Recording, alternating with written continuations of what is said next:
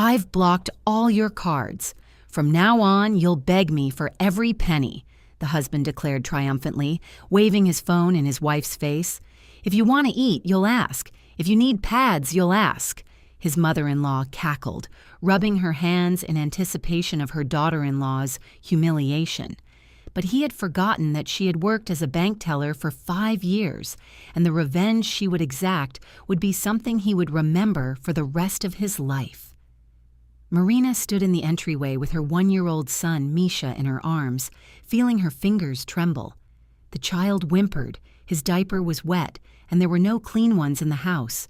She took out her phone, opened the delivery app, and selected a pack of diapers and baby food for the next day. When it came to payment, the screen displayed a red notification. Card blocked. Marina tried her second card. The same result. Her third, fourth. All blocked, Anton announced, patting his stomach with satisfaction. Now you'll understand what it means to depend on your husband. His mother-in-law giggled and pulled out her phone, aiming the camera at her daughter-in-law. Film it, Mommy. Let's have a keepsake video of my wife begging for money for baby diapers. Misha cried louder, and Marina instinctively pulled him closer. Something clenched in her stomach, not from fear, but from a cold rage she hadn't yet revealed. Anton went into the bedroom and returned with a small safe. He demonstratively entered the code. Marina noticed it was his mother's birthday. He pulled out a thick wad of cash. The money was bound by a rubber band, and she recognized the familiar packaging. That's how they bundled cash for VIP clients at their bank. Look and envy, he said, slowly counting the bills. Here's the money, your former money. His mother-in-law continued to film intermittently, chuckling. She was clearly enjoying the spectacle. For the family archive, she explained, intending to show her grandson later what an obedient mother he had. Anton counted out 200 rubles and tossed them onto the coffee table. The bills scattered like a fan. That's enough for today. Tomorrow you'll account for what you spent and ask for more. Marina silently gathered the money. Misha was still crying, and she began to feed him, trying not to look at the smug faces of her husband and mother-in-law. A plan was already starting to form in her mind. When the house grew quiet and Anton's snores filled the apartment, Marina carefully got out of bed. Misha was asleep in his crib, occasionally whimpering in his dreams. She went to the kitchen and turned on the old laptop they hadn't used in a long time. The browser had saved all the passwords. Marina logged into her work email at the bank. Her access hadn't been blocked yet, as she was technically on maternity leave. In the important folder, she found correspondence from 3 years ago. Anton had asked for her help setting up his online banking. He couldn't figure out the system, and Marina had remotely helped him link all his accounts. She remembered he had an old deposit opened before they met, 800,000 rubles at 12% annual interest. Here are the passwords, she whispered, looking at the screen. The security word is Mommy. How predictable. She opened a notepad and jotted down all the details, account numbers, passwords, security questions. Anton trusted his wife and had never hidden financial information from her, until today. In the morning, his mother staged a new performance. She entered the kitchen where Marina was preparing Misha's breakfast and accidentally knocked over the last jar of baby food with her elbow. The glass jar fell to the floor and shattered. Oops, clumsy me, the woman feigned. Now I'll have to beg Antonchik on my knees for money for a new one. Anton came out of the bathroom, hearing the noise. Seeing the broken jar and his mother's pleased expression, he immediately understood. Well, my dear wife, are you going to ask? Marina looked at her hungry child, then at her husband, and slowly sank to her knees amidst the shards. I'm asking you, please. Give me money for baby food. Anton took out his phone and started filming. His face beamed with pleasure. Louder. And explain why you deserve it. Marina gritted her teeth but continued the charade. Deep down, she already knew he would remember every humiliation. At noon, she was walking with Misha in the children's park near the bank. Irina, her former colleague, was sitting on a bench, feeding pigeons. They had arranged to meet the day before through social media. "You look terrible," Irina said, hugging her friend. "What's happening?" Marina explained briefly. Irina listened, her eyes widening. "Your husband took out a 3 million ruble loan a month ago, using your apartment as collateral," she whispered, looking around. "For a Porsche Cayenne. I processed the application myself." Marina felt a pang in her heart. She hadn't seen any Porsche. "But the strangest thing," Irina continued, "is that according to the traffic police database, this car is already listed as scrapped after an accident. The accident was 3 weeks ago, a serious accident." The women sat in silence, processing the information. Misha played with leaves at their feet, unaware that his world was about to change forever. Marina found the address from the accident report through acquaintances in the traffic police. All she had to do was call a former classmate who worked in the accident investigation department. Under the pretense of a walk with Misha, she drove to an old neighborhood on the outskirts of the city. The building was a typical 9-story block with peeling paint and broken mailboxes. The apartment was on the first floor. Marina stood in front of the door for a long time before daring to ring. Footsteps sounded behind the door. Then a woman's voice asked, "Who is it?" "I'm calling about the accident on Leninsky Prospect," Marina said. "I have information that might help you." The door opened, and a woman in her 40s with tear-streaked eyes and a tired face appeared on the threshold. She looked at Marina and the child in her arms with disbelief. "What information? Are you from the insurance company?" "No, it's complicated to explain. May I come in?" The woman hesitated, then stepped aside. The apartment was small and dark. In the living room by the window stood a wheelchair occupied by an elderly woman. Her gaze was vacant. Her left arm hung lifelessly. "This is my mother," the homeowner said. "After the accident, she barely speaks. The doctors said she had brain damage." Marina felt her throat tighten. She pictured Anton behind the wheel of an expensive car, speeding through the city without regard for others. "The person who hit me bribed the investigator, 500,000 rubles. We have a video recording from a neighbor's camera, but investigator Petrov said the quality was poor and it couldn't be used as evidence." The woman pulled out a thick folder of documents, medical certificates, reports, expert conclusions. Marina leafed through the papers, feeling her rage build. "And do you have a copy of that recording?" "Of course I do. Would you like to see it?" On the screen of an old tablet, a black SUV could be seen speeding into a pedestrian zone. An elderly woman was thrown over the hood and onto the asphalt. The driver got out of the car, took out his phone, but didn't call an ambulance. He called someone else. At home, Anton staged another performance. He spread money in stacks on the kitchen table and took out a notebook. His mother sat beside him with a smug look, occasionally prompting her son. "So, the budget for the week," he announced solemnly. "Milk for the baby, 300 rubles. Porridge, 200. Diapers, 500. Food for myself, 100 rubles a day. You'll eat less." His mother giggled and added venomously, "And you'll finally lose the weight you gained after giving birth. You were starting to look like a cow." Marina silently nodded, mentally memorizing every word. She knew that all these humiliations would soon end, but for now, she had to play the role of an obedient wife. Anton wrote down the amounts in the notebook, clearly enjoying the process. He felt in control, unaware that his wife already knew his secrets. And remember, every expense must be documented, keep the receipts, and report every evening. At night, when the house was plunged into silence, Marina turned on Anton's old laptop. He hadn't used it in a long time, preferring his tablet, but all the passwords were saved in the browser. Email, social media, even banking apps. In his correspondence with the auto repair shop, she found what she was looking for. Anton had written to the mechanic, "Urgently destroy the damaged Porsche. Draw up documents as if the car was stolen.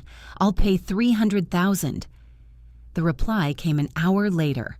"Agreed? By tomorrow evening, everything will be ready. Transfer the money to the card I gave you." Marina checked her husband's bank transactions. The 300,000 ruble transfer had been made that very day from his secret deposit, the very one he thought she didn't know about.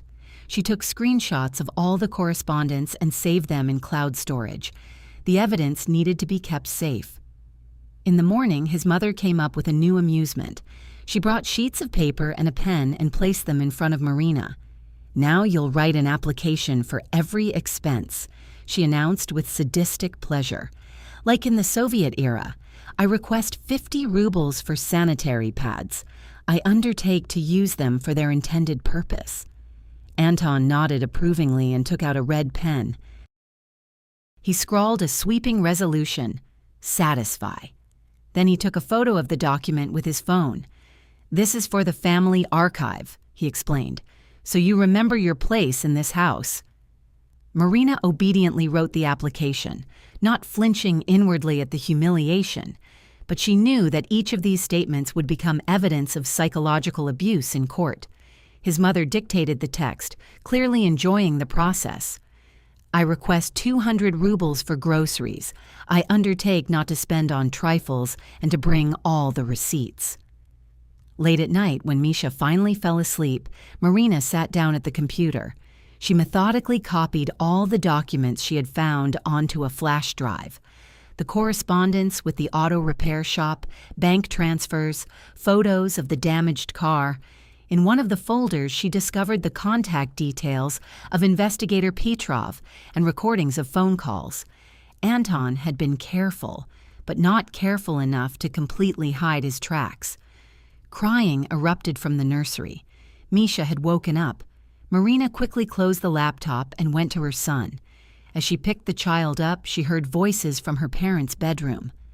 "A couple more weeks of this training and she'll be tame," Anton was telling his mother.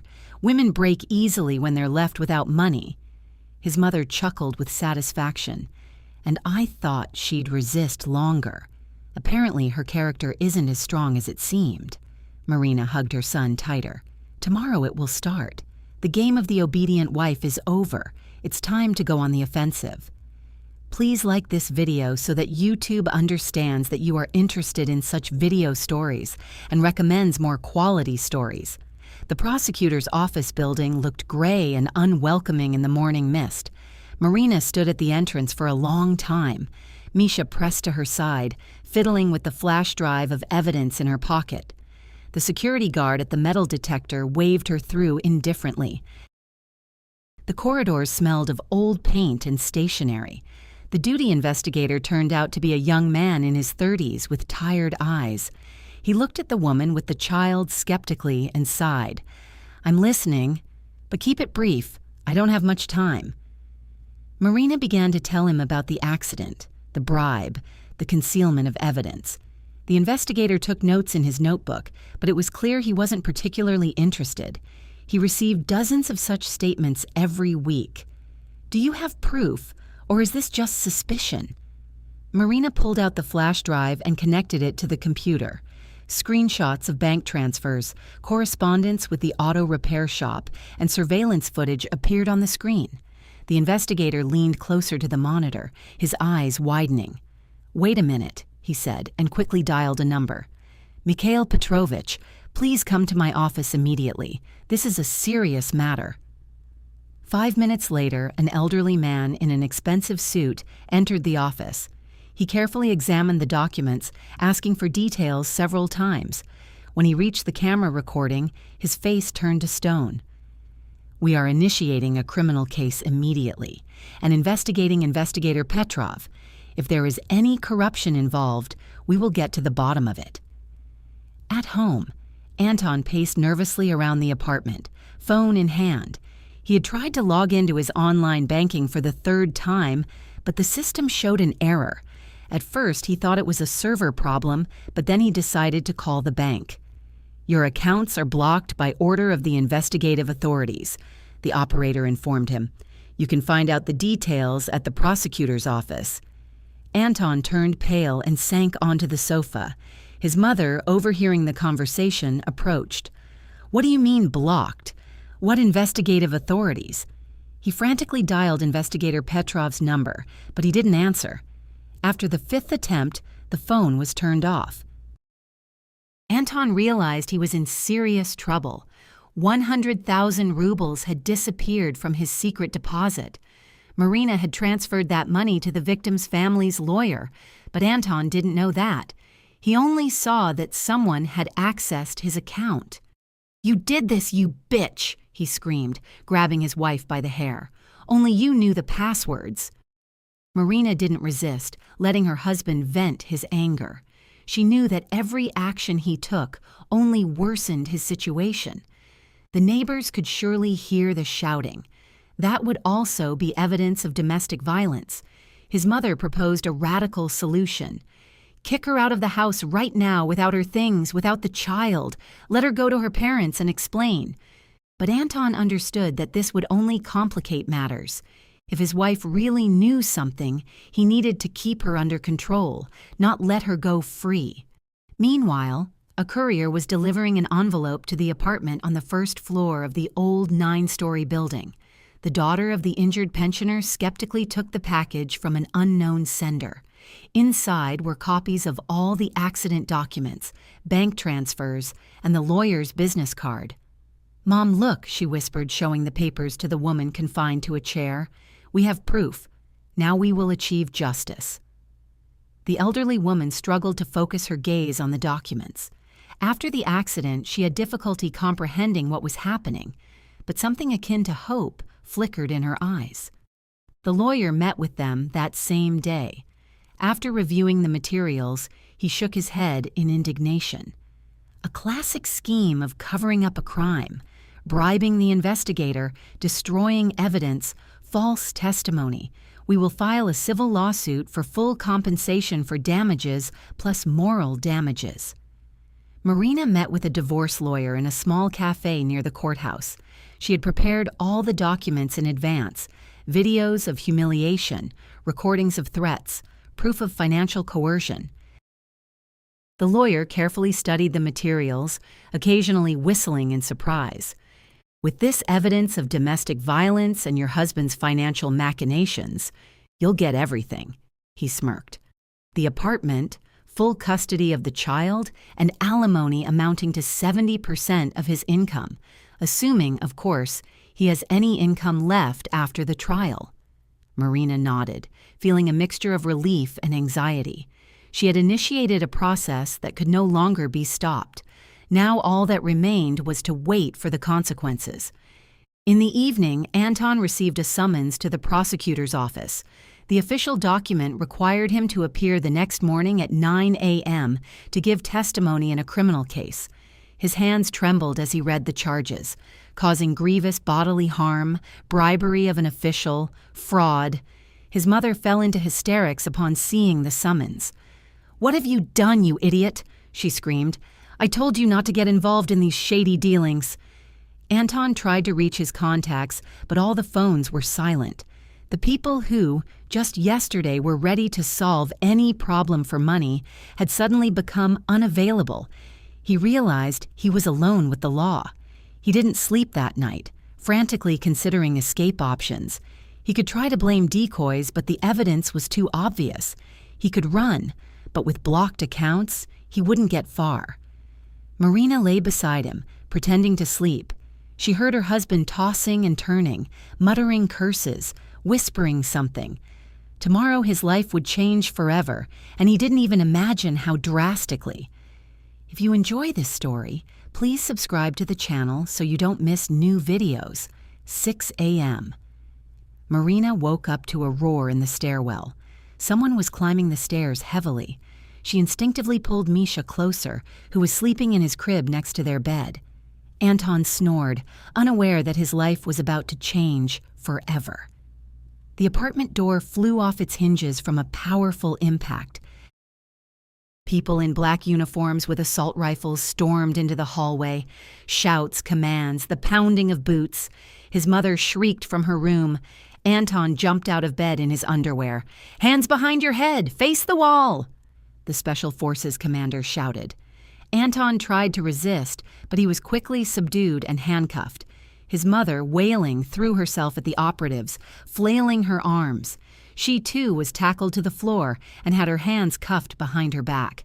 Marina sat on the bed, tightly clutching a crying Misha to her chest. One of the officers approached her and gently said, "Are you all right, citizen? This does not concern you or the child." Anton, in handcuffs and home clothes, was led through the entire stairwell. Neighbors spilled onto the landings. Someone was filming the scene on their phone. His face was pale with shock and humiliation. Just yesterday, he felt like the master of his life, and today he had become a criminal. In the investigator's office, an impressive stack of documents lay on the table. Anton sat opposite in a state-issued robe, still not fully comprehending what was happening. The investigator methodically read out the charges: negligent infliction of grievous bodily harm, bribery of a public official, large-scale fraud. "We have all the evidence," the investigator said, pointing to the documents: bank transfers, correspondence, video recordings. "Your secret account has already been frozen by court order." Anton turned even paler. He was sure no one knew about that deposit. How did the investigation gain access to his personal financial information? "This is a setup. Someone planted these documents." The investigator smirked and showed him printouts of the correspondence with the auto repair shop. Anton recognized his own messages about the need to destroy the damaged car. "This is your email, your IP address, your handwriting on the applications. I advise you to cooperate with the investigation. It may mitigate your sentence." His mother dashed around the city like a cornered animal. All her son's savings were frozen. Her own money was enough for at most a month of living. She urgently needed funds for bail and a good lawyer. Otherwise, Anton would remain in prison until the trial. She visited all the real estate agencies in the area, offering her 2-room apartment. But buyers sensed her desperation and mercilessly drove down the price. For a property that was worth $4 million just a month ago, they offered $2.5 million. "I need money urgently," she explained to the realtor. "My son is in trouble. I need to pay a lawyer." The realtor nodded sympathetically but didn't raise the price. In such situations, sellers always lose. In the end, the apartment had to be sold for $2 million, half its market value. The courtroom was packed with people: journalists, relatives of the victims, the curious. The case received local media coverage as an example of corruption and the impunity of the rich. Anton sat on the defendant's bench, avoiding the gaze of those present. The daughter of the injured pensioner testified, wiping away tears periodically. She spoke about how her mother, who had worked as a teacher her entire life, could now barely feed herself or go to the toilet, how the family had spent all their savings on treatment and rehabilitation. "He didn't even apologize," the woman said, looking at Anton. "He didn't ask how my mother was doing. He just gave money to the investigator and thought everything would be forgotten." The jury listened attentively, their faces showing disgust. One of them, an elderly man, shook his head and wrote something in his notebook. Anton understood he would receive no sympathy from them. His lawyer tried to present the incident as a tragic accident, but the evidence spoke for itself. Bribery, concealment of evidence, false testimony. All of this indicated a conscious desire to evade responsibility. In another courthouse, Marina filed for divorce. The judge meticulously reviewed the case files: video footage of the humiliations, written demands for money, and testimony from neighbors detailing domestic abuse. "With evidence like this, the verdict is clear," the judge stated. Full custody of the child would remain with the mother. The apartment would be transferred to her ownership as compensation for emotional distress. Alimony was set at 70% of the defendant's total income. Marina nodded, a feeling of relief mixed with exhaustion washing over her.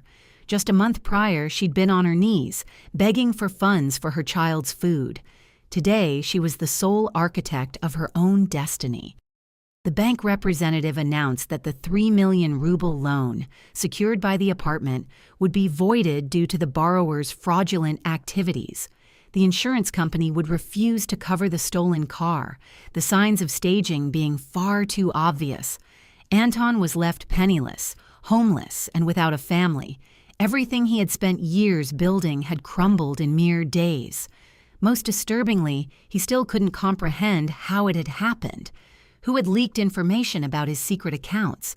Who had provided investigators with his private correspondence? His mother-in-law sat in the empty apartment surrounded by boxes of belongings. The funds from the property sale had already gone to the lawyers, but they offered no guarantees. The case was too straightforward, the evidence too abundant. At best, they might shave a year or two off the sentence. She recalled how, just a week earlier, she had tormented her daughter-in-law, forcing her to write demeaning statements. She remembered laughing as she filmed Marina on her knees. Now those same videos had become court exhibits. Marina tucked Misha into bed in their apartment. It was undeniably their apartment now. The court had officially recognized her as the sole proprietor. The child slept peacefully, oblivious to the dramas of the adult world. On the table lay a notification from the bank confirming the unblocking of all her cards.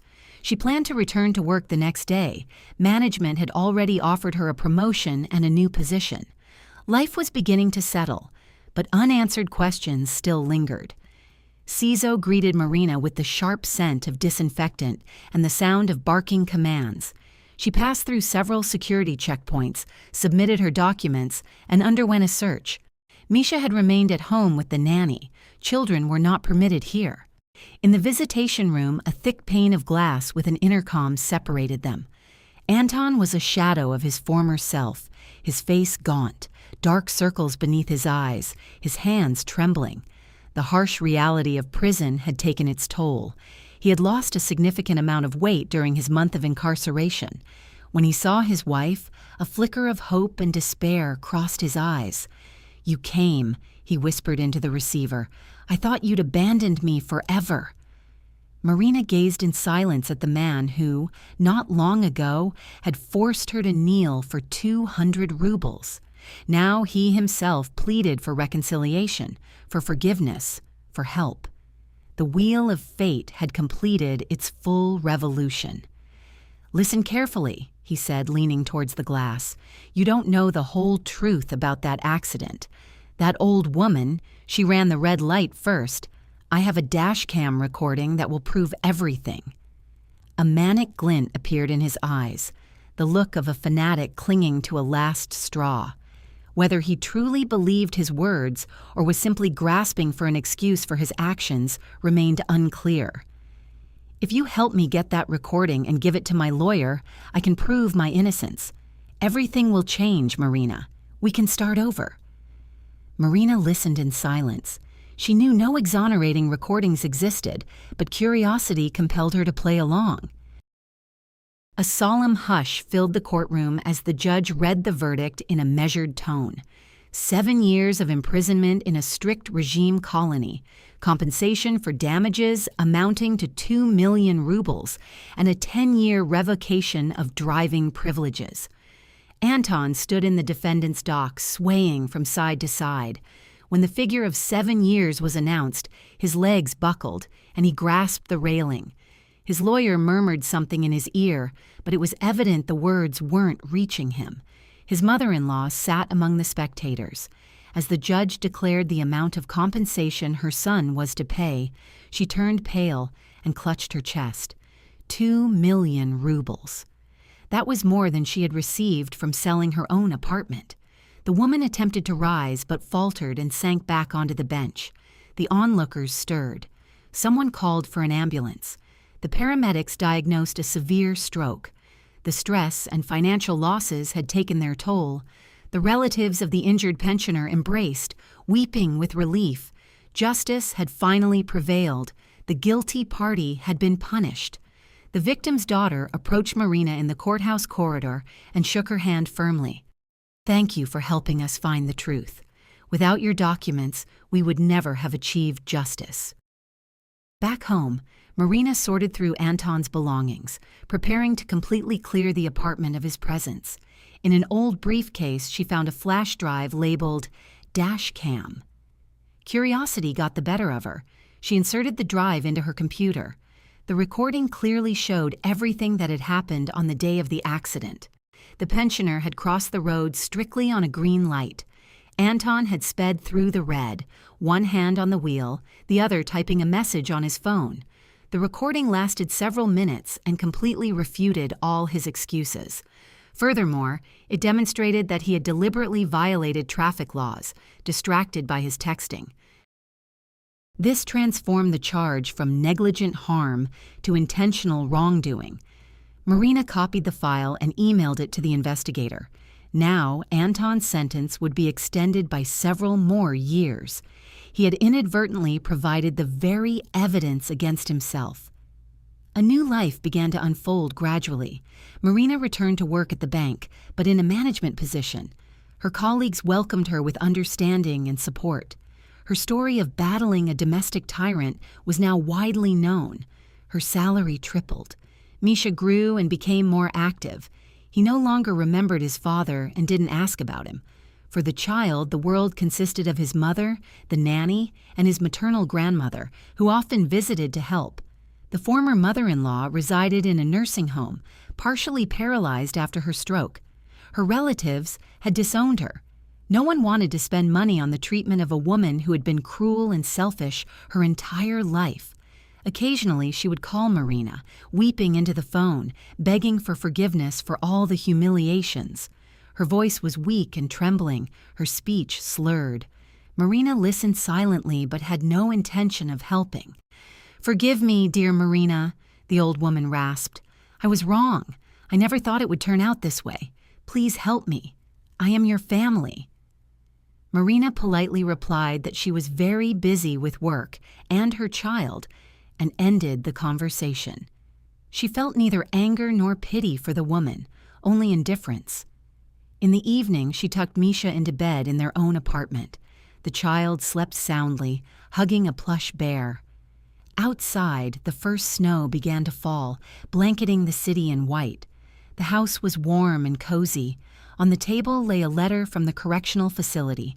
Another message from Anton, filled with pleas for forgiveness and promises of change. Marina didn't even bother to read it. She tossed the envelope into the fireplace where it flared up in a bright flame and turned to ash. Justice had been served, but it wasn't revenge. It was the natural course of events. Everyone received their due. Anton, a prison sentence for his crimes. His mother-in-law, loneliness and illness as recompense for years of malice. And Marina, freedom and the opportunity to build a new life.